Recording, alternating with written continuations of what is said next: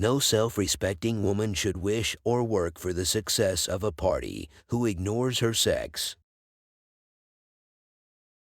I distrust those people who know so well what God wants them to do, because I notice it always coincides with their own desires. No man is good enough to govern any woman without her consent. Men, their rights, and nothing more. Women, their rights, and nothing less. I declare to you that woman must not depend upon the protection of man, but must be taught to protect herself, and there I take my stand.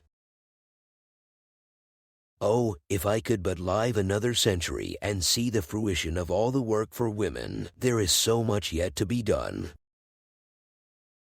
Cautious, careful people, always casting about to preserve their reputations, can never effect a reform. Trust me that as I ignore all law to help the slave, so will I ignore it all to protect an enslaved woman.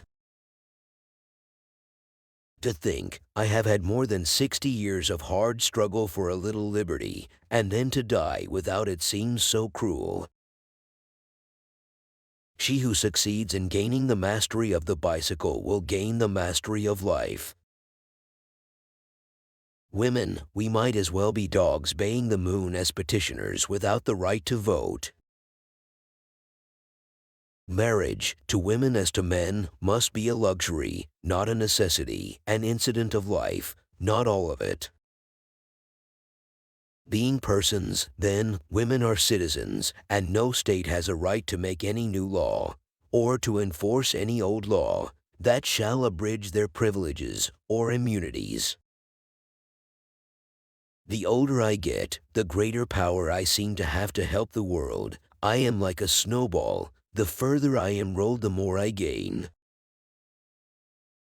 I think the girl who is able to earn her own living and pay her own way should be as happy as anybody on earth. The sense of independence and security is very sweet. You would better educate 10 women into the practice of liberal principles than to organize 1,000 on a platform of intolerance and bigotry. I always distrust people who know so much about what God wants them to do to their fellows. I do not demand equal pay for any women save those who do equal work in value. Scorn to be coddled by your employers. Make them understand that you are in their service as workers, not as women. I shall earnestly and persistently continue to urge all women to the practical recognition of the old revolutionary maxim, resistance to tyranny is obedience to God. Modern invention has banished the spinning wheel, and the same law of progress makes the woman of today a different woman from her grandmother,